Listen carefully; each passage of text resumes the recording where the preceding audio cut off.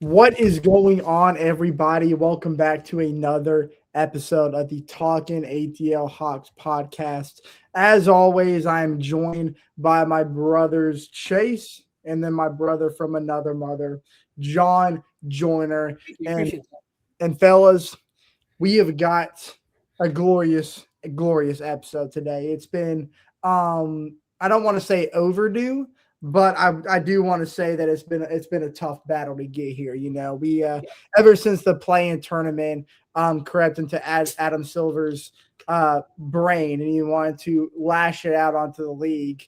The Hawks have gotten the title as play-in merchants over the last 4 years, along with some other fellow members like the Yeah. Miami Heat, the Chicago Bulls, this, that, and the other. But guys, you've got to graduate. Sometimes it takes a toddler longer than normal, but eventually even the toddler starts walking. And I then mean, once, not even that. I mean, not even that. I mean, not even that. Like, no. I mean, like, not even that. Because, like, I guess you have to graduate, but like, also, like, if you're that incompetent, you just get sent down grades, and that's what happened with the Chicago Bulls. hey, They got sent out of the play-in because of how bad their franchise is. listen, some people start walking. Once a toddler starts walking, then they have to start running. But in Joyner's case, sometimes sometimes it just takes some people a little bit. Sometimes people are just a little bit. You got to dumb it down for them. Be like, hey, this ain't you. This is the big leagues. You're gonna have to, simmer down a little bit. Go back to Blue's Clues while we're over here on Disney XD. You know what I mean? So yeah, sometimes they're just Oh, not that was a mature good enough. move. Disney XC. That was my childhood right there. Bro, That was listen, my legendary childhood. pulls only, man. Legendary pulls only. But basically, what Yeah. I'm saying is that, ladies and gentlemen, as of not yesterday, but as of Friday, after we took down the Cleveland Cavaliers, the Atlanta Hawks officially solidified themselves as a top 6 seed in the Eastern Conference, meaning that we do not have to play tomorrow. As a matter of fact, we get the whole week off until Saturday at 6 o'clock when we go to Madison Square Garden to take on the New York Knicks. Now, this is an exciting time for Hawks fans, honestly, because, of course, this is what we've been dreaming of. But it's a little bit more of a rejuvenation as well, because nobody expected that this year's Atlanta Hawks was going to get the job done. Well, of course, going into this season, those were the expectations. But leading into All-Star break, after everything that happened and all the turnaround, it takes a special coach to flip the roster that quick and make a good product out of it.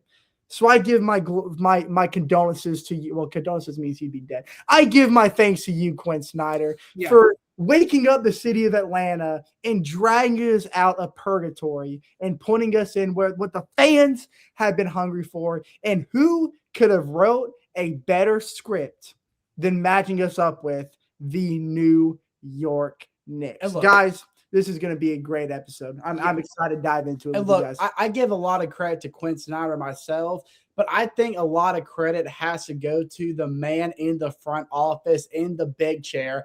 Kyle Korver. Yep. Yes, Yep. Kyle Korver had a lot to do with this too. Hey, by the way, enjoy your I say this with the empathetic heart, but Hawks fans, enjoy the final moments with Kyle Korver, because it seems to be more and more clear that he's about to become the next GM of the Chicago Bulls. He's a terrible GM, though. He should just stay in Atlanta. He's a terrible GM. He's going to Chicago. Well, here's the thing. To everybody, real quick, just take your hats off. I want to do a 5 seconds moment of silence because Kyle Korver's going to Chicago, boys. That's rough. 5 minutes most. Okay, 5 seconds. Thank you for your time. Hey, look. Hey, I don't know why. I don't know why. Honestly, that's a terrible hire. He's a terrible GM. He should just stay under Auntie Sala as the assistant. I don't know why he's got to leave, but.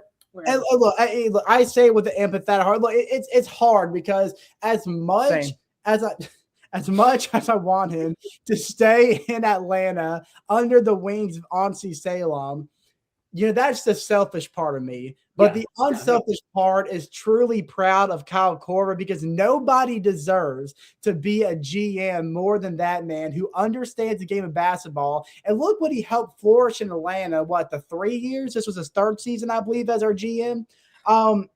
Yeah, I think he was there when we drafted Zach. So yeah, I think this would be his third year. I think so. And look, honestly, Salem, to me, I think he's a great comparison to Alex Anthopoulos of the NBA, which if you don't know who that is, that's the Atlanta Braves GM.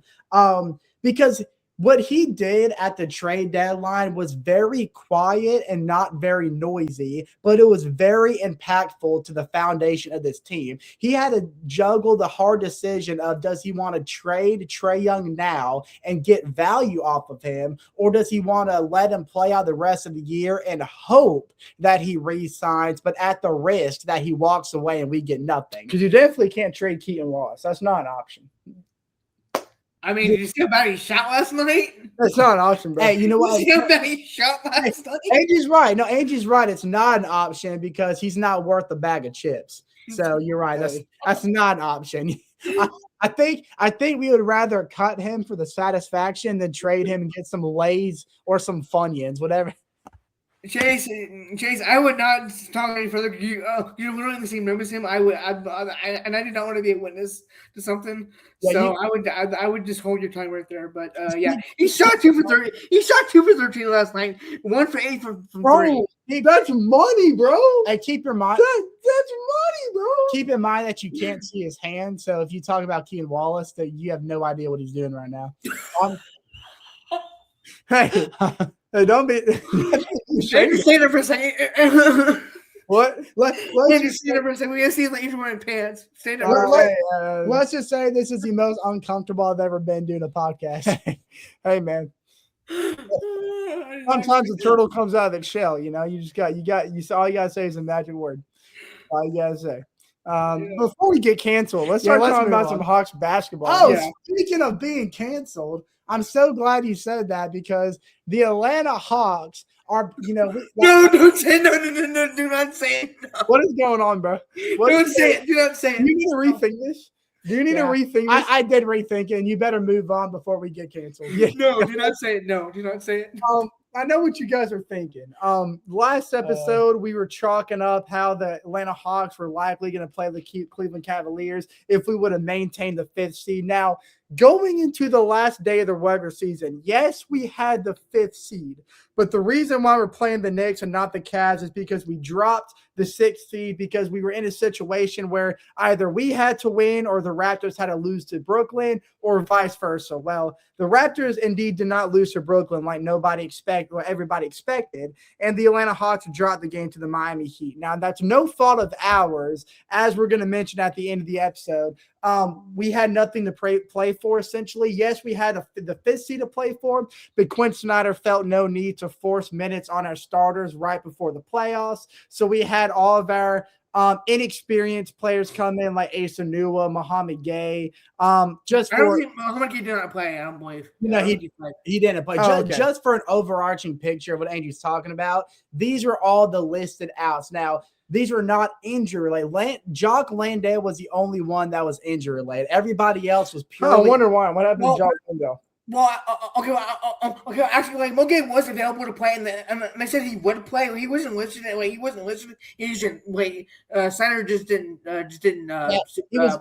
him in the game. He was. I get. I guess it means that Moge is going to be like one of the last guys off the bench. For sure, he was listed as yeah.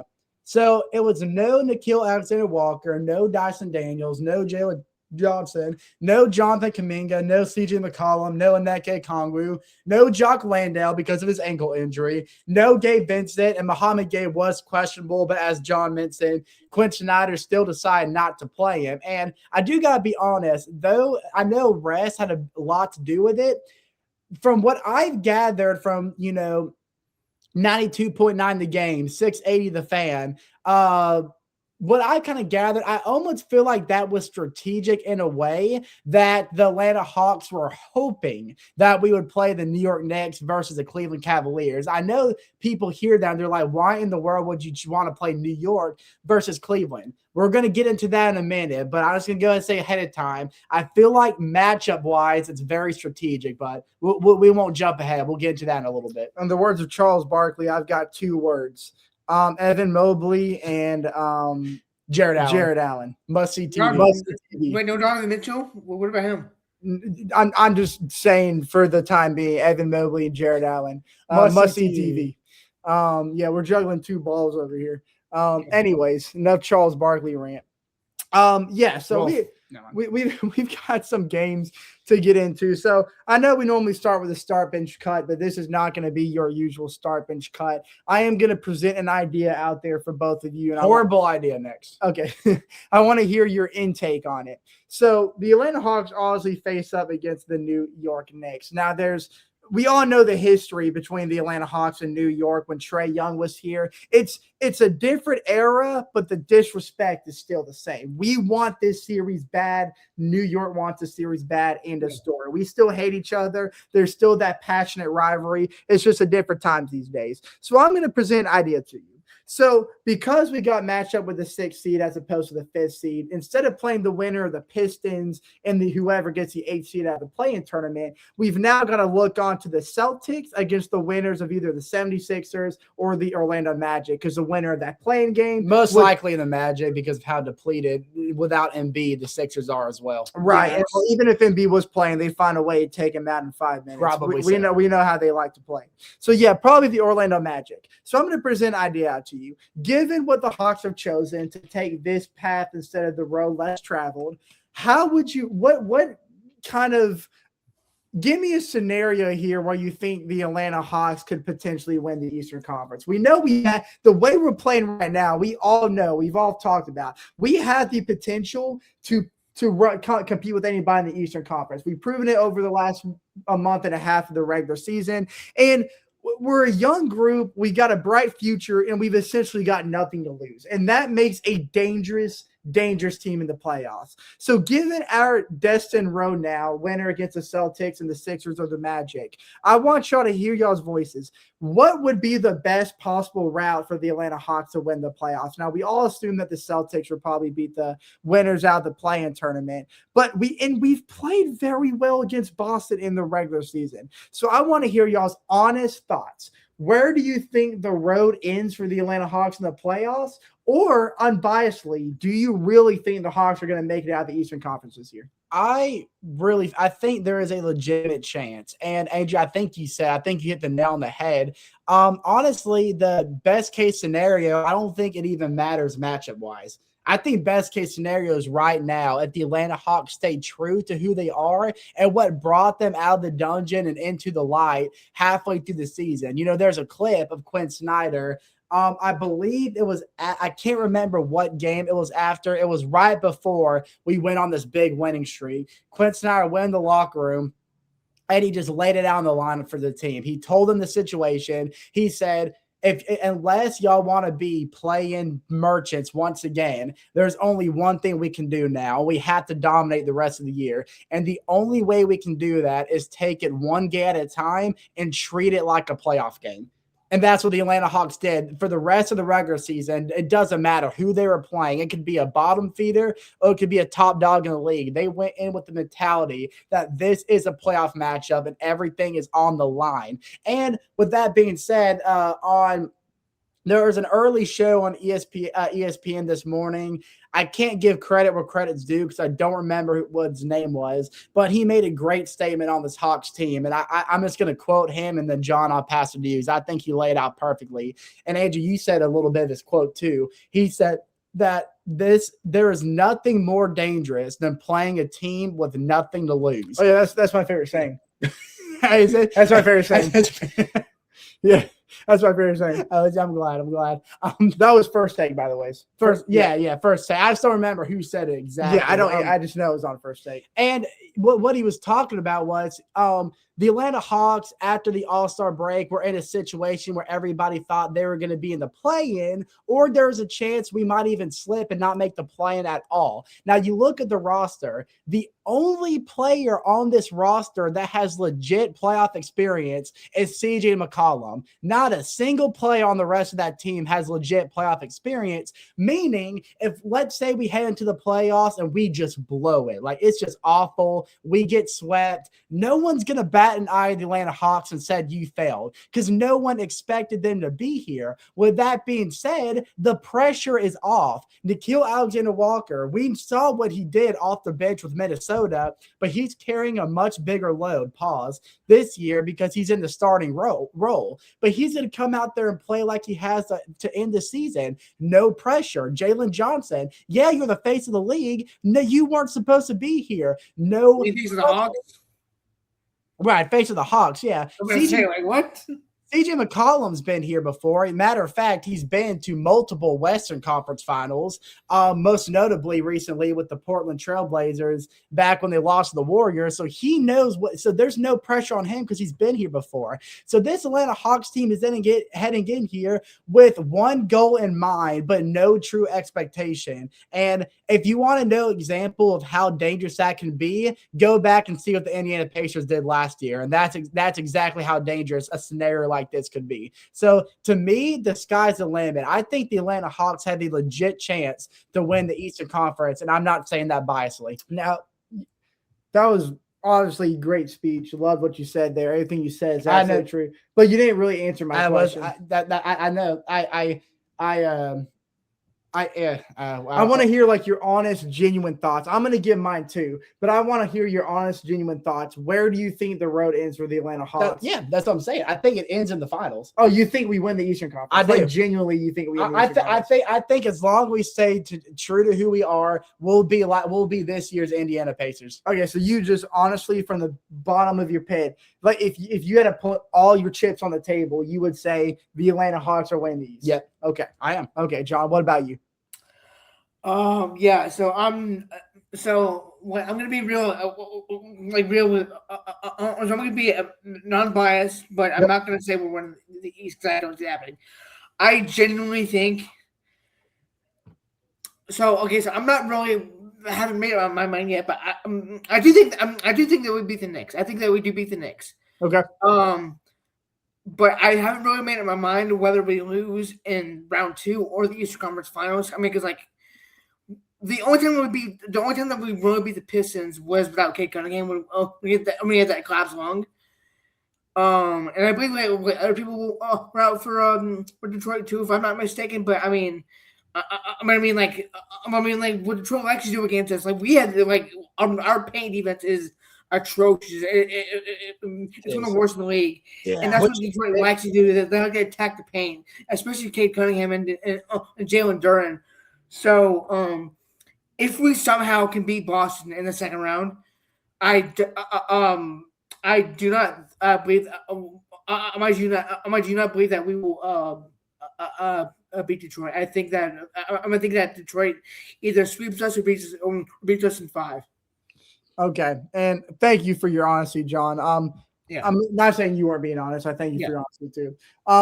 In my honest opinion, now to cater to what Chase just said, how Quinn Snyder approached the remaining games of the season and kind of laid it up front what this team has to do to achieve their goals. John, I'm going to give you credit because you're the one that sent this in the group chat, but CJ McCollum made a very interesting quote when he came to Atlanta and kind of asked what his goals were here. And he just kind of laid out the foundation of his career. He said, hey, I've lived a good life. I have, nothing to hang my head low on. I've got high spirits. I've accomplished a lot of great things. And then he jokingly kind of said, I don't want to have to keep moving my family. So, your success is my success, but let's figure out. He said that as a joke. I think he generally wants to stay in Atlanta. Well, I'm sure he did, but he was kind of jokingly saying it when he said, I don't want to move my family anymore, So he just said, let's figure out a way to win and let's do it now. And that's kind of thing. I think he's been a true motorboat to the Atlanta Hawks engine this year in terms of how we've been able to gather ourselves and coast our way through the oceans of the Eastern Conference. Now, of course, the inner me wants so bad to say this team's going to win the Eastern Conference Finals. And I really believe that we had the potential to do so. What we've showcased in the last month and a half of basketball, I have no reason to believe that we can't win the Eastern Conference. But if I'm being completely blunt and if I've got a gun to my head and I've got to say the honest truth, it is going to be so much to ask for this team to beat Boston in the next round.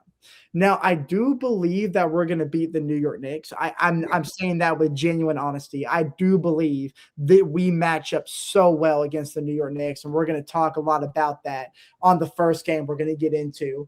But the Boston Celtics, man, I'm worried about them. I'm worried about him. This was a team that we all underlooked during our offseason predictions because of the moves they made and the chips they were dishing out. But the product that they've built around Jaylen Brown, not only the moves, but the Tatum injury. Like no one expected him to actually come back like after the trade deadline.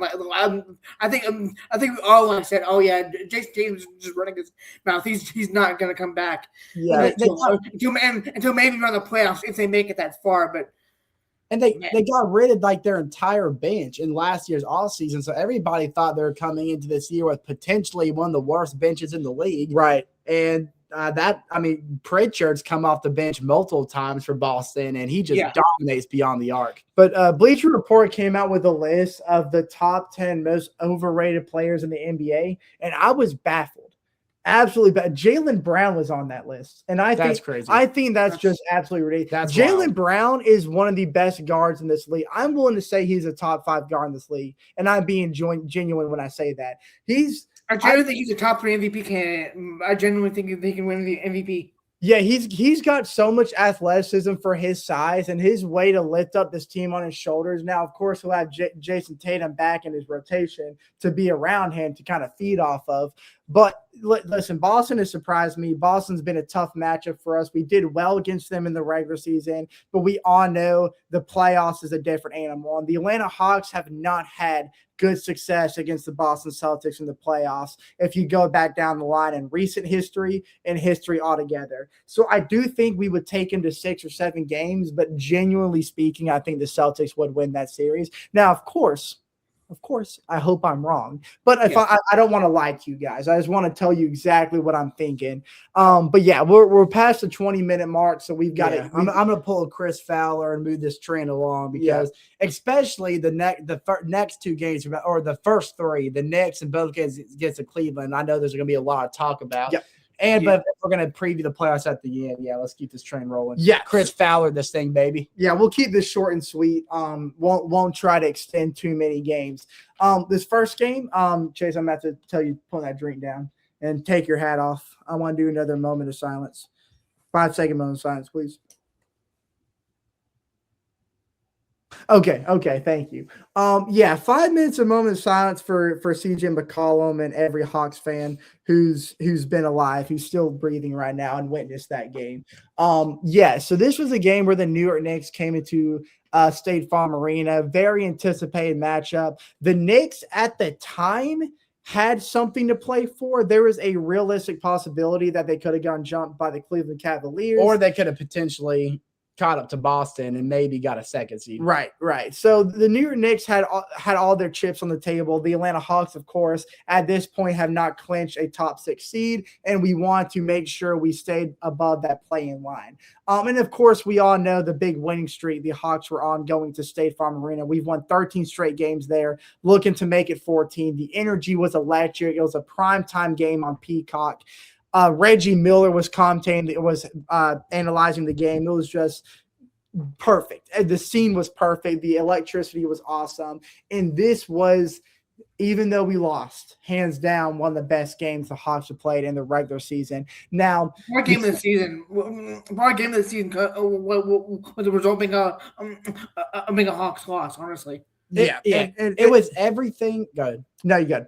Oh, I was going to say it was everything that you expect from Atlanta Hawks and Knicks rivalry. For everybody, kind of one of the things about Trae leaving is everybody thought the Knicks and Hawks rivalry was coming to an end. But watching that atmosphere in State Farm Arena with the Knicks fans included, seeing how they interacted with each other, seeing how physical and intense that game was, it shows that the rivalry that Trae Young built between these 2 teams is here to stay for the future too. It's getting passed along, and this playoff series is only going to exemplify it. Right. Or amplify it. And we all knew going to this matchup that this could potentially be a playoff series preview because we knew that the Hawks were destined to face either the Cavs or the Knicks. So we basically this game was just your back and forth.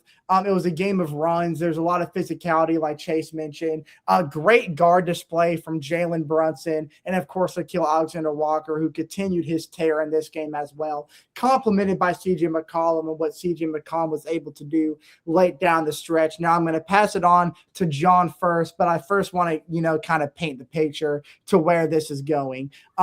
Late in the game, the Atlanta Hawks had a chance to really seal this game shut. I mean, we had the momentum on our backs, but we all know what's been a true core of this team.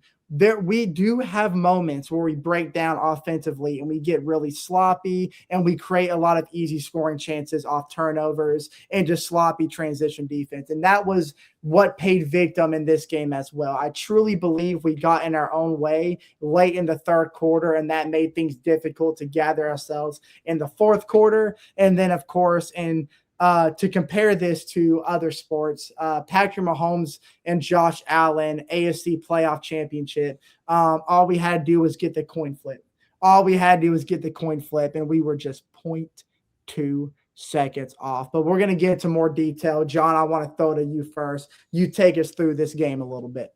Yeah, so leading scorer for the Hawks was, not really surprised here, Shaquille Alexander-Walker with 36 points, 12 for 19 from the field, 7 for 11. Shout out the gas station from 3. 2 rebounds, 3 assists. Dyson Daniel was having a double-double, 11 points, 12 boards, 2 steals. Onyeka Okongwu, 12 points. Jalen Johnson, 21 points. Didn't have the best day shooting, only shooting 8 for 19. By 11 boards. Had five turnovers as a forward, which you don't really want to see that coming from a forward, even if he is one of the primary ball handlers. CJ McCollum also with 17 points, 7 for 19 from the field, 6 assists, 2 steals, and Jonathan Kuminga and Zachary were the only guys off the bench who scored points for us. Kuminga with 5 and Zachary with 3. I think what Andrew was saying or Jace was saying, like the turnovers, like the Knicks finished with 17 turnovers, the Hawks finished with 5, but the Knicks had 9 steals and 7 blocks, and the Hawks had 7 steals and 4 blocks. To me, it was just like the field goal percentage, the Knicks finished with a total of shooting 50% from the field. Hawks finished with 40% from the field, and wow, this is interesting. We both shot 76% from the free throw line, and we each shot 13 for 17 from the free throw line. So I think that's pretty cool, honestly. That's just a testament to how even this game was as well. But the big factor, which is our biggest problem, was points in the paint. The Knicks finished with 52, and the Hawks only had 34. And that's the testament right there to John, what you were alluding to how weak our inside defense is. And that's not a shot at Onyeka Okongwu and Mohamed Gay out of the way. They're great rim protectors, but when it comes to inside physicality, I think that's what they lack. And I think for sure. They're not the biggest dudes muscle wise. We need We get a lot of shades of Clint Capella and his dwindling problems in his last 2 years in Atlanta. And that's a problem when it comes to matchups the playoff matchups and the big men we're going to have to face. It was a big reason why I didn't want to face Cleveland because of Jarrett Allen, Evan Mobley. The games we're about to get to here in a little bit, we're going to explain what they did to our inside defense. But, I mean, it doesn't get any better in New York with Karl-Anthony Towns and Mitchell Robinson, Mitchell Robinson, to me, I said it before on this podcast, is one of the most annoying players in the league in terms of rebounding because it is so hard to get a rebound. And the fact that he's coming off the bench in New York is just deadly. Reminds you of prime Andre Drummond when he was with the Pistons, man. Like, it's just you've got to put 2 or 3 bodies on him to even attest for a rebound. But John, I'll go ahead and point back to you. I don't know if you were finished. I didn't mean to cut you off. No, you're good. I was done anyway. I was just saying, like, I'm also looking at those like stats and stuff and saying, like, like what we've been talking about all season. There's why we lose these games that we really shouldn't. Yeah, it's because of our points in the paint. And before we move on to the next game, I'll just go ahead. No, we give up. Not like score, but points in the paint that we give up against these teams. Really should. Yeah, for sure. And look, I'll be honest, and I don't shoot me for saying this, all you non-Hawks fans if y'all might not agree with me, but I'm going to say it with the bold chest. The New York Knicks bench does not scare me whatsoever. Mitchell Robinson is the only guy. Offensively, he poses no threat. He's not an offensive threat at all. He's just, when it comes to getting boards off the glass, that's where he becomes a problem, and we just don't have the utilities to counter that. Now, with that being said, Jordan Clarkson has been majorly inconsistent this year. Sham has been a great shooter, but he's also been inconsistent. I don't know what the issue is with Jose Alvarado, because when they first got him from New Orleans, the Knicks used him a lot. But then as the season went on, they used him less and less, and then his minutes just disappeared. I think that's a mistake because when he first came to the Knicks, he was playing some really good basketball. I don't know what their plan is playoff wise. I guess we'll have to see. But the story of the game, and this is the recipe to taking down the New York Knicks. The Atlanta Hawks controlled pace and momentum of the game for the first 3 quarters, and that was because we completely shut down Jalen Brunson. He had nothing on us offensively within the first 3 quarters. We're shooting a horrible percentage. We forced him to a lot of tough contested shots. We took away his counterpart, Karl-Anthony Towns, and their ability to pick and roll, leaving him flustered beyond the arc. Now, that disappeared in the 4th quarter. Nothing to our disgrace, because I don't think we did anything wrong defensively in that 4th quarter. And y'all can jump in and say yes or no, but the way we were guarding Jalen Brunson stayed the same. But his ability to create shots, especially make tough shots that were contested by sometimes 2 defenders, were unreal. It didn't matter how many bodies were upon a man or how much strategy we did predicting his next shot.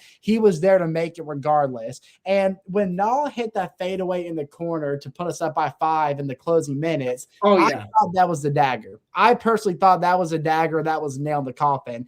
Then the Knicks ended the game scoring 11 points in 2 minutes.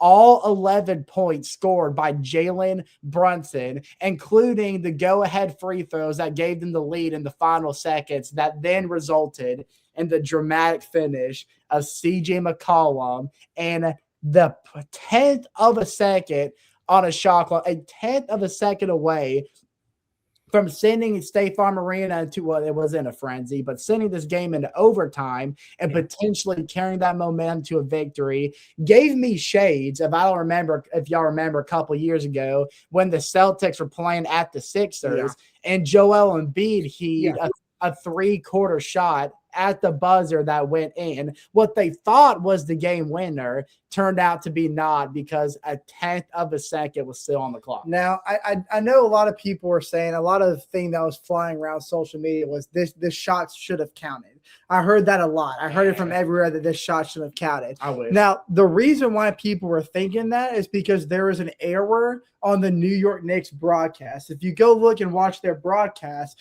they put more time on their scoreboard clock than was actually on the shot clock. So according to their scoreboard, CJ McCollum got that shot off with plenty of time left, which is funny because the Knicks commentators were looking at that clock. So if you go back and listen to the New York broadcast call that shot, they were flipping out because they thought it counted. It doesn't surprise me that the Knicks broadcast doesn't know how to run a clock. And then they realized that nobody on the Hawks bench were celebrating. CJ McCollum looked disappointed. And they're like, did it not go in? They were thinking that maybe the shot didn't go in. Like, did it rim out? And then they looked at the replay like, no, it went in. Like, what's going on here?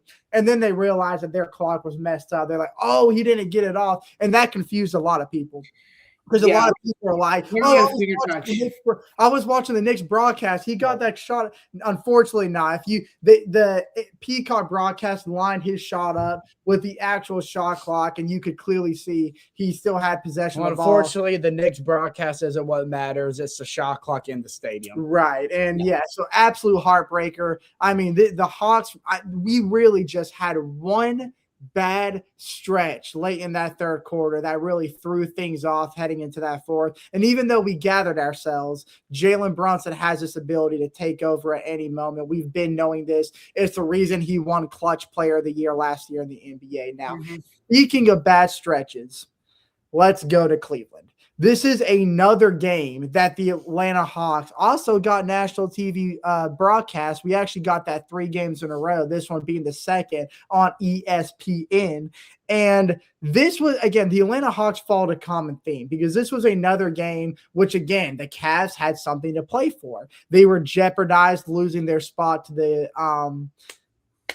Atlanta Hawks, technically, at this time, even though I guess not. Anyways, actually, yeah. I think at this point, we still had a slight chance to jump them before. It was very slim.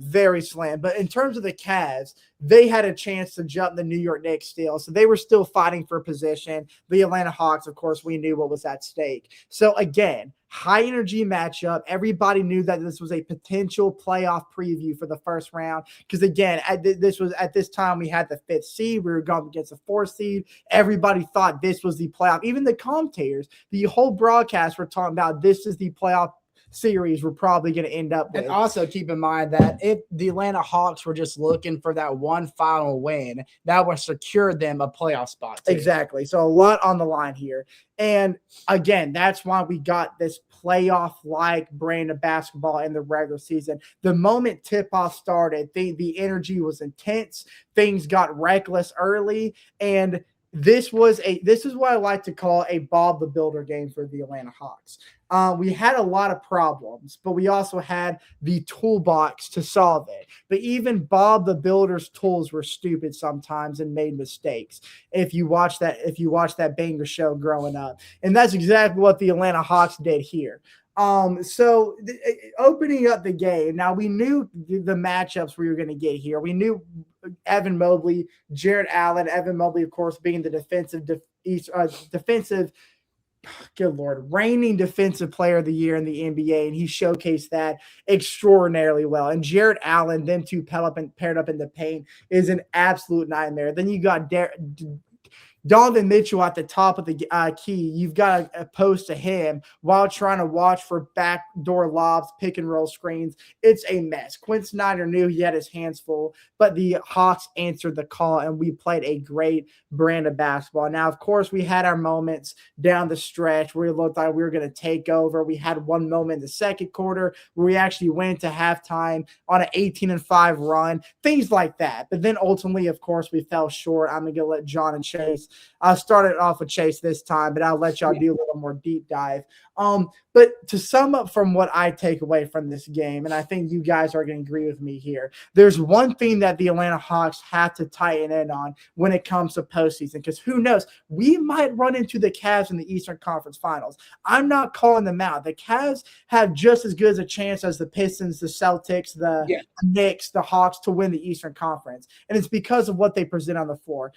You have to be quick when you rotate with this team, because Donovan Mitchell is a guy, you give him an ounce of room off rotation on a screen or maybe a backdoor pass, he's going to take that shot, and 80% of the time that shot's going in. And you've got to be quick rotating the paint, because the moment the Cavs recognize a mismatch with Jarrett Allen or Evan Mobley, they're going to feed it inside, and that's going to cause such a lethal disadvantage to any team they're matched up against. They're a smart, well-coached team. They know exactly what to look for when on offense, and they shook the Hawks to their core late in this game. Now, as Chase or John's going to mention, we did make a push at the end, a really emphatic. I don't even know what word I'm looking for. Emphatic. Thank you, Chase. A really emphatic push late in the game that really imposed me to think we're going to come back and win this game. But unfortunately, we did not. Very frustrating, back-to-back losses on national TV. But Chase, you take us through, and I especially want you to hone in on the first half. I can't let John take over the second half. But I know you've got a guy you really want to talk about in the second half, because he showed shades. First half, because he showed shades of DeMar DeRozan inside the mid-range. Chase, tell us about this man that I'm talking about. The man he's talking about was, going back, shout out to you, Onse Sala, one of the men that shook the league, an emphatic trade that came out of nowhere that involved Kristaps Porzingis being shipped off to the Golden State. And which again, I don't know how we shipped him off, because I didn't really know we had him. And by the way, we got that without even trading Keegan Wallace. I don't know. Oh, that's crazy, man. Yeah, I don't know if y'all are paying attention, but if you look at how Kristaps Porzingis has been playing, I'll behave. If you look at how Kristaps Porzingis has been playing at Golden State, number one, he's playing more consistently, and number two, he's playing a great brand of basketball. However, he still has those stretches where he misses some time, and if Golden State wants a shot of making it out of the play-in, which, by the way, they got to play the Clippers, that's a nightmare scenario for them. They're going to need Kristaps to be at his full capability, and I just don't know if that's going to happen, but this is not a Warriors podcast, so never mind that. Jonathan Kuminga, ladies and gentlemen, turn into prime DeMar Carroll, and I'm talking about Spurs and Raptors. Hey, you know, I was fine. I was gonna say DeMar Carroll. I was rocking with it. DeMar DeRozan is who I meant, but DeMar Carroll works for this scenario too, because he was a mid-range maestro for the Hawks. But that's exactly what Jonathan Kuminga was. Now, there was a little bit of an odd stint with Jonathan Kuminga this night, because he had consistent looks from deep that he just refused to shoot. And I don't know if it's a confidence thing. It shouldn't be. Can't be confidence, because he's been playing very confident since he came to Atlanta, but for some reason he didn't want to take the shots. But anything inside the arc, he was willing to shoot free game, and he was knocking it down with ease. There was a point where he was 7 for 8 from the field, and I'm pretty sure 6 of those 7 shots were mid-range shots. Oh, my God. I couldn't help it. No, you're good. I'm ashamed of myself that I did that, but yeah, sorry, y'all. I do apologize. Take your hat off. Okay, we good now? Yeah, we're good. Okay, we're good. I do apologize. Okay, I'll behave myself. But yeah, Jonathan Kuminga was lethal from the mid-range, and that created a lot of issues for Cleveland, because Jonathan Kuminga hasn't dominated that point of his game since he came to Atlanta, other than that night, and that's something Cleveland wasn't expecting. So when Jonathan Kuminga started creating that space offensively because of they had to contest him a little harder for mid-range. That also opened a lot of doors for Jalen Johnson, who, by the way, collected, I believe, another double-double this night. He did. You want to know how you know the Cavs weren't expecting this from Jonathan Kuminga? Because when Jonathan Kuminga was high up in the post and not like inside the paint area, they told Dennis Schroeder to go guard him. Yeah, it was like, you idiot. But that quickly changed. Love you, Schroeder. Hey, that quickly changed though when he started getting consistent within the arc. So that was a big point of emphasis. And the Hawks had a 7-point lead heading to the halftime. Should have been a 9-point lead if Donovan Mitchell wasn't so dominant at the buzzer. Which, by the way, he hit 3 different buzzer beaters. I was going to say, it was like the first 3 quarters. First, second, third quarter all hit a buzzer beater, so that was ridiculous. I'm pretty sure if the Hawks led in the final seconds of the fourth, he probably would have won the game on a buzzer beater too. That's just the kind of night he was having. But yeah, Talk about Scuba. I was going to say. Talk about Scuba. Forgot what I was going to say, but Scuba, man, that's Gabe Vincent, by the way, which he we knew he had this part of his game, which, by the way, I want to give a kind little shout out to my friend, Scary Terry, as we call him. Terry Williams is his name. We went to high school with him. I just doxed him. When we made the trade for Gabe Vincent, he told us that was a terrible acquisition and that Gabe Vincent is a horrible shooter. Well, I don't know what kind of version of Gabe Vincent he's been watching, but Scuba Man has emerged. You're a Bulls fan? You're listening to a Bulls fan now? I take everything he says with a grain of salt, to be honest. But I love you, Terry. No hate on you.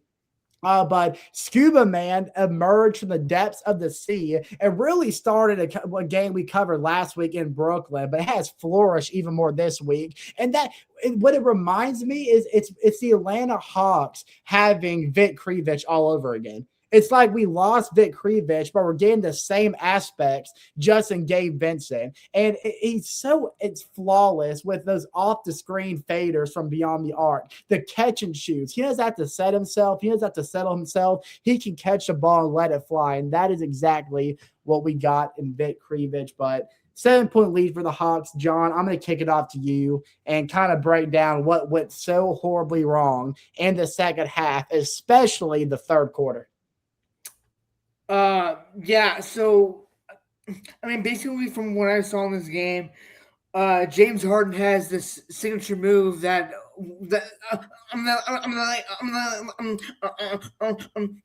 like about 10 or so years ago was borderline almost getting banned. That move, Chase, where he quote travels and that was my best James Harden. He steps back twice without dribbling and shoots the ball and it goes in, and it's just like I believe he did that like twice in the twice back to back in the fourth quarter, and one of those shots got a foul call on Nall, if I'm not mistaken. Yep. And it was Jalen Johnson where he fouled out. Yeah, didn't give him any room to land. Yeah, talk about fouling out. We had fouled out in this game. Yeah, and so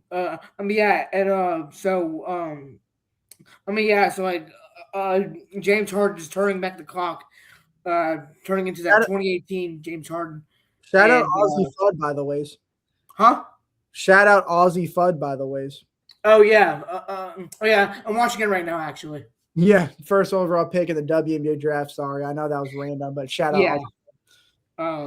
Anyways, like, it was like what went so wrong is just like two Hawks players getting fouled out in the fourth quarter with Dyson and Jalen Johnson. Once those two fouled out, I was like, yeah, we're not winning this game. So. Yeah, and we had a moment right there where we made a push at the very end, simply because of getting defensive stops. Quinn Snyder found a way to rotate and get that zone defense to kind of pair up to what the Cavs were showing on offense.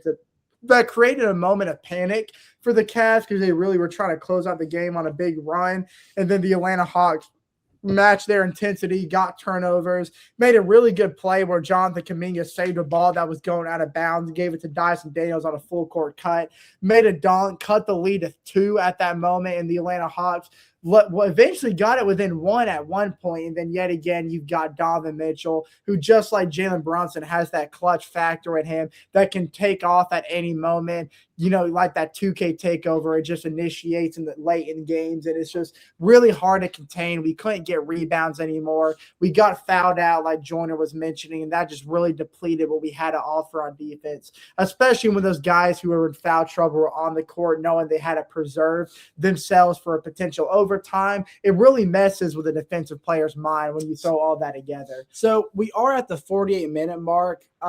Should we just kind of like quickly recap these last two games? I do want to spend a good bit of time. Let's do that.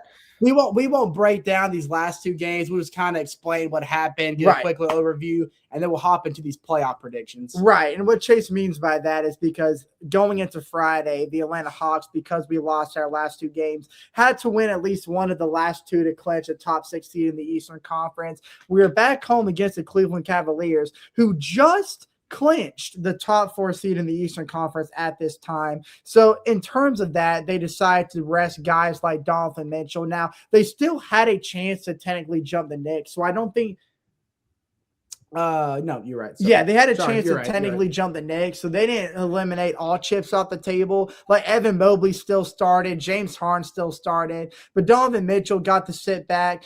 They used a lot of their bench in this game, but the Atlanta Hawks, of course, had our entire starting 5 intact because we were still fighting to stay above that play-in line. So the Atlanta Hawks were back at home, not against a depleted Cavaliers team, but a rested Cavaliers team, and that transitioned into just an absolute Friday night beatdown in front of the State Farm Arena crowd. Now, who doesn't love? Which I mean, I'm glad that we clinched at home. I'm glad that the players got to celebrate with the fans. I mean, I guess I would have rather had clinched against the Knicks or in Cleveland. But I mean, hey, I'm glad that we just did it at home. Yeah, that just feels right. No, you're right, John. They had the confetti falling. They had the ceremony. The PA announcer announced it over the intercom. They had the team stand at center court, way to the crowd. You're right. It was a really cool moment. And the way that the energy that's just been built in Atlanta around the push of this team, like it deserved to be clinched in Atlanta. A nice little send-off before playoff basketball comes back in the A here in a couple weeks. Right. And you had a good final send-off for CJ McCollum in his last regular season game with his first year in the Hawks. CJ McCollum had a great takeover moment in the second quarter that got the whole crowd going. Muhammad Gay had such an impactful slam in that third quarter. Oh, it was a block that led to a dunk on the other side that got the crowd fired up. So you had a lot of those moments, and you could feel it in this game where the fans knew that, the time has finally come. The anticipated factor that these fans have been carrying with them since that 2021 Eastern Conference final run has finally come back to fruition. And it got the energy back. It got the belief back, and you could feel it in this game. And we took that to Miami yesterday on Sunday evening, where the Atlanta Hawks kind of did what the Cavs did here. Now, like we mentioned earlier, yes, we were holding on to the 5th seed, and yes, we had to win this game to hang on to the 5th seed because everybody knew the Raptors weren't going to lose to Brooklyn. So, the Hawks came out with the starting 5 of Corey Kispert, Asa Newell, Zachary Richardson, Tony Bradley. Yeah, Tony Bradley in there. Keaton Wallace started. So, my gosh. The whole nation tuned into this game. They should also. Yeah, Andrew, why don't you just talk about this game? They should also talk about Keaton Wallace for a second.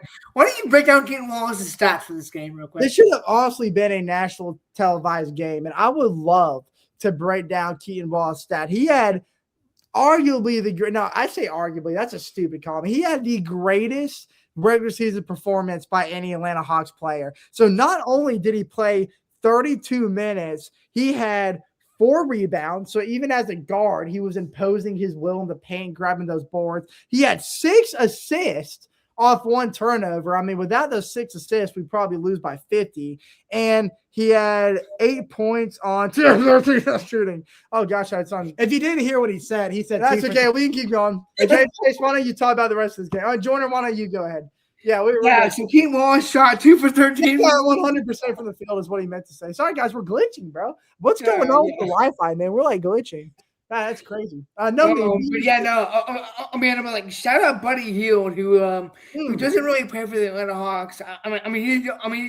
He's basically just a hype guy for the Hawks, like Sean DeLaw from the bench. Doesn't really get to play a lot, but he had in 21 minutes he had 31 points off the freaking bench. Which, dude, listen, I know we're not going to use him, but Buddy Hield ain't as washed as people think. He can still be a lethal aspect off the bench. Now, I do understand. I know Quinn Snyder doesn't really have a place for him, so I understand why we're not using him. But yeah, like you said, John, Buddy Hield, he's not as well because he did this on Miami's. This was Miami's normal rotation, and for the better part of the game, it was really until the 4th quarter when the game really got away. But for the first, we were competing with them about halftime. It was midway through the 3rd quarter when they started to really run away with this game. It was a 5.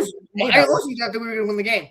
I also thought that was good. There was a shot that we might win this game, but I mean, unfortunately, even though Quinn Snyder had the objective in mind that he told his team, hey, go out there and compete. If we can win this game and get the 5th seed, we'll take it, all hands on deck. I want you guys to play hard. And the product that these guys put out on the court, despite their inconsistencies, despite their lack of minutes, despite their lack of experience for the most part, they did put on a really quality product to be proud of. And yeah, Buddy Hield, man, to have, to be that team morale kind of guy and to see that guy go out and drop a 30-piece on any given night. Off the bench, no less. Yeah, any fan's just going to eat that up. And that was such a great moment. There was a moment in the third quarter where he just practically pulled up from the parking lot, drained a deep three. The whole bench was just going berserk. It was one of those moments that even though, it was a blowout loss, it made you feel good. And look, and here's the thing. And I forgot what I was going to say. Tragic. Just real quick, though, I'm going to tell you, trying to remember what he says. Can we just be glad that this Hawks bench isn't as bad as the Wizards starting 5? Because Bam Adebayo easily could have dropped 100 points on this team. Oh yeah, no, he could easily. And the fact that he didn't, he only had 25 points. Wizards, that's how bad y'all are. You're starting 5 got when Bam Adebayo dropped 83 points on y'all, and he couldn't even do that against the Hawks G League team. And look, and speaking of the Hawks G League team, one guy in particular I want to give a nice shout out to. He didn't do too much in the game. I mean, he came off the bench, scored 11 points on 50% shooting, had 9 assists too. But Keyshawn Gilbert out of Iowa State probably has some of the best ball handling I have seen in a while. And you remember, this was on Miami's normal rotation, including Norman Powell, who was questionable heading into tonight. And off the bench as well. He was off the bench. His ability to create space on the offensive possessions was beautiful. And for the better part of the game, he had Tyler Hero and sometimes Wiggins. He switched off guarding him. And like I said, he just created a lot of space for himself. He now the big flaw in this Hawks team, because it was the G League team, a lot of disconnected pieces that didn't have a lot of court time together. Chemistry was way off, and the ball movement was just not there. It was disappearing. But Keyshawn Gilbert created space for himself. When play calls were made by Clint Snyder, he ran fluid offensive plays, worked around the screens, and from the little small sample size I saw him off the bench, I was quite impressed. And who knows, maybe he can, maybe not in Atlanta, but somewhere else could turn into a nice little bench asset. But I know, like Andrew mentioned, not a lot on the table other than the 5th seed. But it was a really cool broadcast to watch, because it was a nice closing broadcast to head into the playoffs, because they had the players pulled aside, interviewing them in the tunnel, getting their thoughts on the season, what they're thinking about heading into the postseason, while watching the young guys perform. Even though it wasn't the prettiest performance, it was a really cool and satisfying broadcast to watch heading into the postseason. And that's because Kevin Harlan actually spoke on this himself. When the NBA did something, an absolute travesty this postseason. This is the first postseason in NBA history that went full head-on national TV broadcast only. Usually what that means is usually in the first round, they'll let the local broadcast their games, so that way the fans can hear their home team commentators commentate at least one round of the postseason. So you could usually watch it on FanDuel, or you hear Bob Rathbun and Dominique or Brian Oliver call the games. But this is the first year the NBA said, no, we're going to have all these games specifically nationally televised. And Kevin Harlan, who also commentates the Knicks games, said on the Knicks broadcast back on Sunday that this was a horrible mistake, a bad move by the NBA. And he was talking about how, these commentators work so hard helping bring the energy to these fans when they're watching at home. They make a connection with these fans, with this team, and they've worked so hard. They've been a part of the grind in the season, and they deserve to be on the call for at least one playoff series. And Kevin Harlan just said that he really hopes that Adam Silver reconsiders this thought. And even though he knows that these licenses make a lot of money. He said it's not worth the extra money to take away that opportunity from these guys and these fans. So unfortunately, Bob Rathbun called his last game of the season on Sunday. And look, and speaking of the broadcast, this is completely off topic. Not completely off topic, but the first round, most of the games are going to be on Amazon Prime to stream. Now, this is only I think the first 3 games are going to be on Amazon and Prime. most of the first round is going to be that way too. Now, this is only the first round and the play-in games as well. However, one bright side about this, and I really hope the Atlanta Hawks fall in this favor, is y'all know who commentates NBA on Prime? I do. The Charlotte Hornets broadcaster. Can't remember his name, but one of the most beloved broadcasters. Oh, yeah, for sure. Yeah. He is part of the Amazon Prime broadcast, so there is a chance that he might call one of the Atlanta Hawks first round games against the New York Knicks, and that would be broadcast cinema right there. Well, the Knicks and the Hornets and the Heat are playing tomorrow night. Now, I highly doubt they're not going to let him call I highly doubt they're going to let him call that game because obviously he's going to be biased towards the Charlotte Hornets. But that would be hilarious. Yeah. But Matt Olson struck out, so he sucks at baseball. So let's talk about we had the Braves game on right here. Yeah. Started. Should we make award predictions and then playoff predictions, or let's go for it. So we reached the hour mark, so we'll spend the last 5 or so minutes talking about the playoff itself and kind of making our predictions. So to set the bracket to y'all, I don't think we ever went over the actual bracket. So over in the West, we've got the first seed Thunder. Yeah, we could pull it up. pull it up and just put on the computer. Yeah, Yeah. we got it. Yeah, I got it. You just let me know when you're ready, John. Mug root beer, Not a sponsor. the best root beer you can get out there. Not a sponsor, but if you want to sponsor us, this is better than A&W root beer. And if you don't agree with me, then you can bite me in the booty cheeks. Well, if you can say the name right, what did you say the name was? What did you say? You said AEW. You know what? I found a challenge we can do. No, I can just hold on. Okay, yeah, I'm gonna go ahead and share my screen now. Present, share screen, share screen. Can you not see my screen? There you go. Okay, so this starts. Dun, dun, dun, dun, dun, dun, dun, dun, No. dun. We'll start out on top, and then yeah. So can you win money for this? I don't know. So are we doing like a collective bracket or like our own personal bracket? Oh, we could do it. Just a collective for right now. I agree, because if we get money off of this, then we're gonna open next season doing a naked broadcast live from Vegas. Hey, Yes. hey. Okay. So, I think we're all in agreement that the Thunder are going to win this. Are going to win against these teams. I'm not trying to speak crazy or anything, but there's only one team out of the 4 in there that I think could make things a little bit interesting. I'm not saying they're going to beat the Thunder by any means, but I'm just calling it right now. If the Thunder end up facing the LA Clippers, the Clippers will take them to 6 games. I'm calling that right now.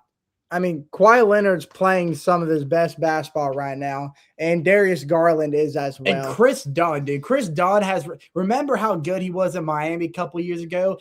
Fell off the face of the earth, and he has completely revived his name in the league this year for the Clippers. Yeah, I don't think that's a bad take, but I think we all can agree the Thunder's gonna win. They're winning regardless, but I think the Clippers could make that matchup a little interesting. Yeah, it'd make for a fun series for sure. But yeah, Thunder's winning regardless.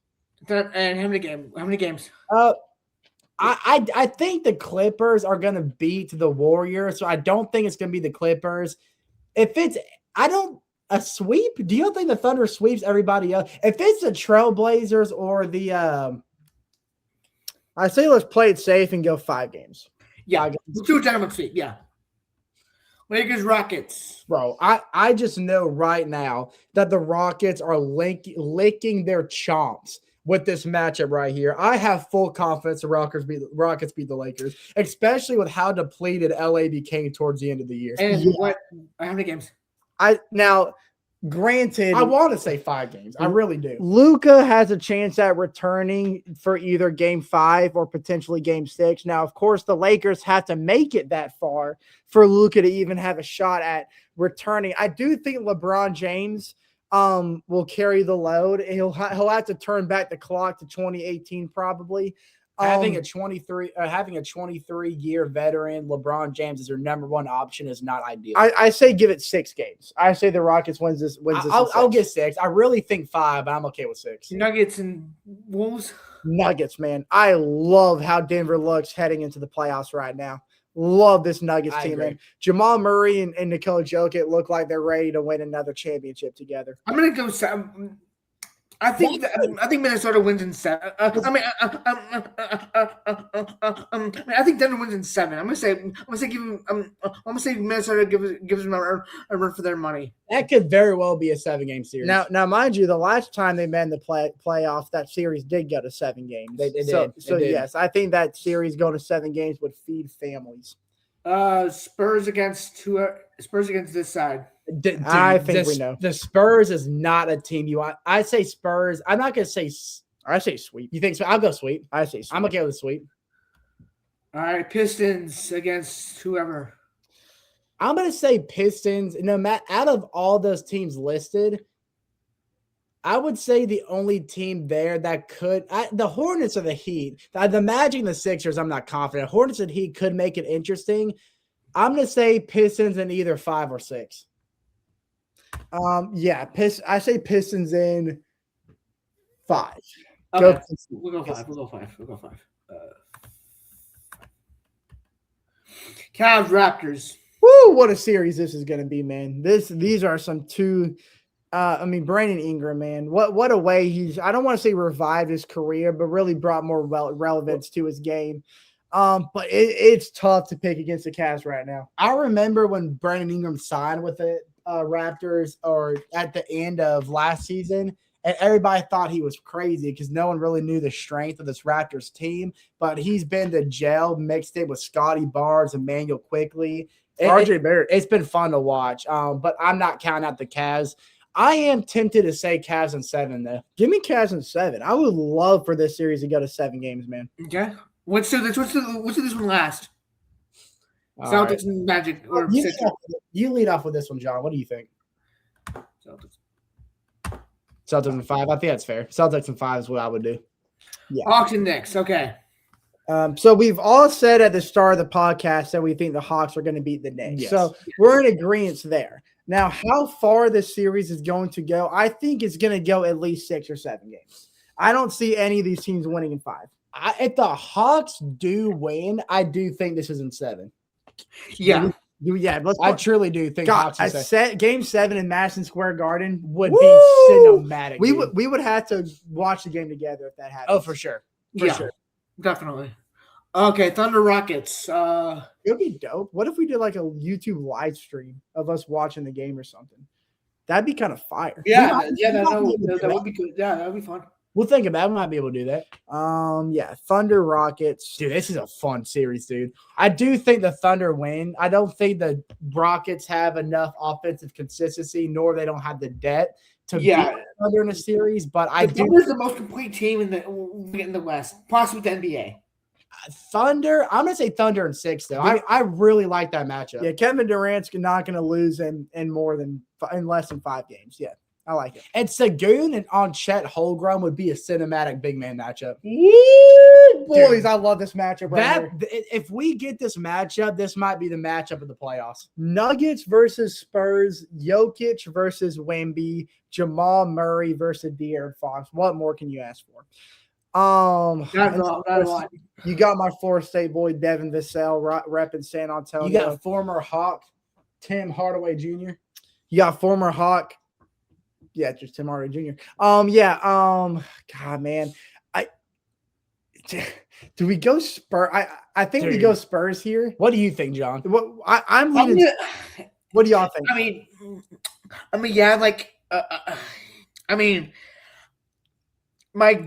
I want to say Wemby, but like Jokic, he's averaging a triple-double for a reason. Like you just can't stop him.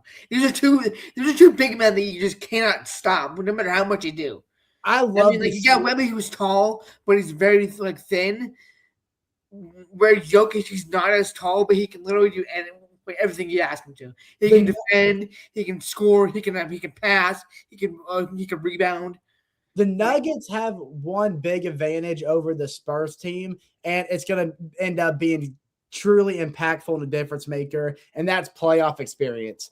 I think with that, that's going to give the Nuggets an edge over Spurs. Okay, so I say Spurs, but y'all two say Nuggets, which means majority rules. Now, how many games do you? I say it's got to be 7. It's 7. It's 7. It's 7. I'm not gonna even like argue that. It's 7. Back-to-back 7-game series for the Pistons. With that matchup, that's Nuggets. That would be the matchup of the series. That's absolutely decided in 7. Could you imagine back-to-back 7-game series for the Nuggets, where they're going to be gassed going into the Western Conference Finals?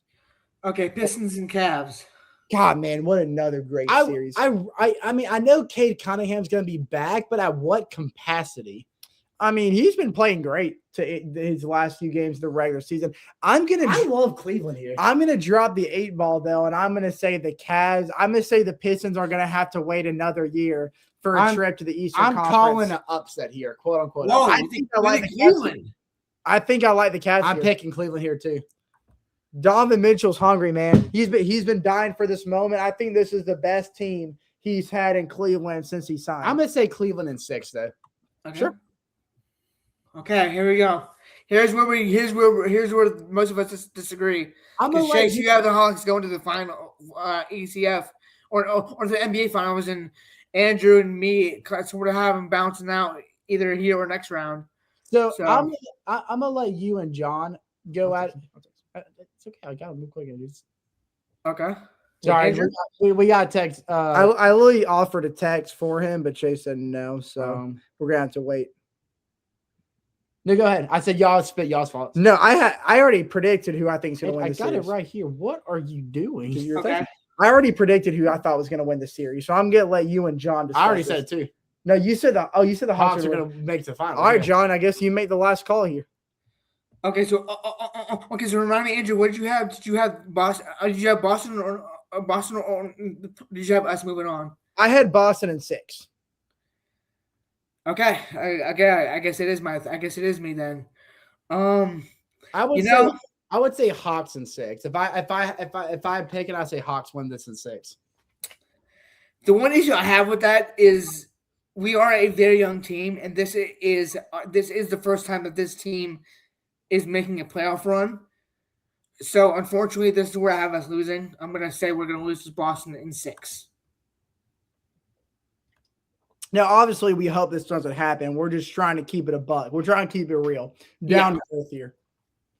But anything can happen. And I really do not want either one. I really don't want to lose to Boston just because we have so many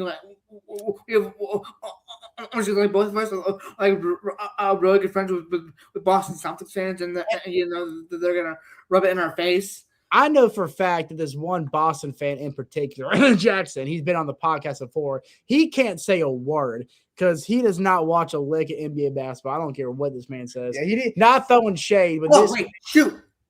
No, I had the Hawks. Crap. Hey, screw it. I'm keeping it. Eastern Conference Finals. Hey, this is proof that it's meant to be. This is a sign. John tried to pick the Celtics and then pick the Hawks. This is but I'm gonna say it's 7. I was able to change the game, so I'm gonna say Hawks in 7. Maybe this is a computer trying to tell us something here. That this is. You know what? Yeah, forget it. But yeah, so the Hawks I don't want to say purposely, but the Hawks imposed their destiny against the New York Knicks, and in the end, we still get matched up with the Cavs. How poetic! This is 2 Eastern Conference upsets right here. Yeah, 4 versus 6 in the East, and 1 versus 4 in the West. 1 versus 3. 1 versus 3. The East is going to be wild. Okay. So Nuggets and Thunder. Such a good matchup, dude. You don't know how bad I want to pick the Nuggets, but I'm not going to. Yeah, the Thunder could very well win back-to-back. I'm picking OKC here. And I'm gonna say 6. 6 games. 6 games. Okay. Okay. You already know I said Hawks were in the finals, so I'm gonna have to leave it here for the Hawks. Unfortunately, I think the Cavs are, man, they've got everything right in Cleveland right now. They're well coached. They've got the size. They've got the guard depth. I absolutely love the idea of a Hawks versus Cavs Eastern Conference Finals. It would make for a phenomenal series. It is not going to be back in 2016 when we got swept by them. This is a whole different grilled cheese sandwich right here. I will have to say the Cavs, though. Yeah, I agree. I'm going to say it, and you know what? I don't think we can sweep. I'm going to say we lose in 5. I'm going to say we win 1 game at home. I like the honesty. We accept honesty. We know what happens when we face Cleveland in the playoffs. I mean, you know what? I mean, I'm fine with this because we are because since we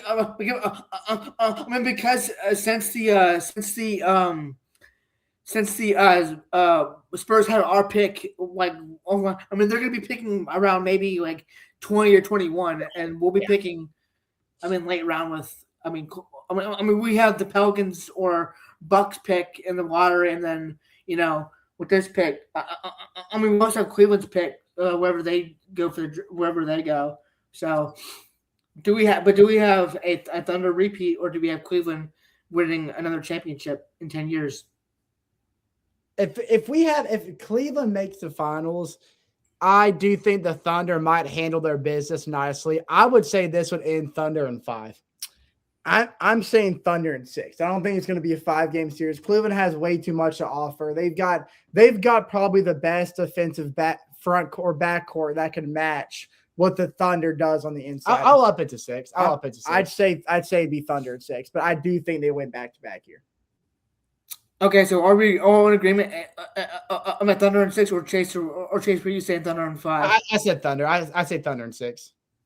Andrew, you said Thunder in 6 as well. Yes, sir. Okay, I was gonna say like Thunder in 7, and have like a back-to-back Game 7 NBA Finals. I'm cool with this.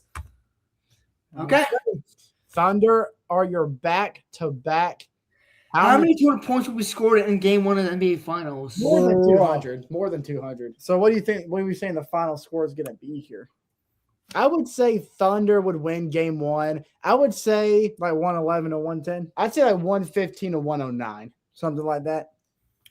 So I'm going to say 224 points would be my guess. 3 straight ground balls, man. Let's go. This is going to be like a 1-hour ball game right here. Yeah, he's going for a Maddox. That's what. So is Perez or whatever. Screw it. Okay. Well, anyways, y'all see the people see the bracket. I'm not able to save it, but yeah. What's our official Talkin ATL Hawks playoff bracket? And if you saw how well a March Madness bracket went, you have nothing to worry about. Yeah. Seriously. Yeah. We know what we're talking. We're certified ball knowers. Yeah. But I mean, this was a completely non-biased bracket. If it was biased, we have the Hawks win the NBA Finals because we're a Hawks podcast first. Amen. Yeah. Anyways, first, bring us out. First time on the podcast covering postseason Hawks basketball, ladies and gentlemen. One more announcement I would like to make is I don't think I've talked about. I think I forgot to mention this last week, but since we will be covering at least one round at least one guaranteed round of the playoffs. I had the idea to do like sort of like mini episodes during the week. And do sort of mock drafts for the NBA draft since last year we weren't able to since last year we didn't really have a lot to talk about because we didn't have Hawks basketball or any really Hawks news to talk about besides draft coverage. There was a lot of Sporkle quizzes, but yeah, a lot of sport quizzes, other random quizzes too. So. This year, we are still going to do at least 2 or 3 mock drafts, just so we all have like a chance to league one on, right. And we'll definitely have some mock draft coverage stuff to do because we have a little under a month until the NBA draft lottery on May 10th. Which the Hawks, last time I checked, we have a 9% chance to win number 1. So, Yeah. So stay tuned over the next couple of weeks because we will be dropping some mini pods over on the channel, obviously, to cover some mock drafts. Also, shout out Dominic Smith, Atlanta Braves legend. Just got a nice leadoff double. He's my spirit animal. I just wanted to say that. Yeah, and I know this episode kind of ran on longer than what we normally do. We just really want to set the way for the Hawks postseason run, and we're just gonna hope that it's a magical one. But thank you so much, guys, for tuning in to episode 75 of Talkin ATL Hawks. When we see you guys next episode, well, we might have one in the middle of the week, or we might wait to start that next week. But regardless, this time next week, we will definitely be talking about at least the first two matchups of the Atlanta. I think just one. Just one. Saturday and Monday. Oh, wait. Do we have a game on Monday? What would it be? They only scheduled the first game. I think they're waiting for the play-in matchups to schedule the rest of the postseason. But we're not recording on Sunday. Anyways, it doesn't matter. Yeah, we'll decide. Regardless, we'll decide when the time comes. But thank you so much, guys, for tuning in. And as for me, Chase, and Joyner, we will see you guys on the next episode.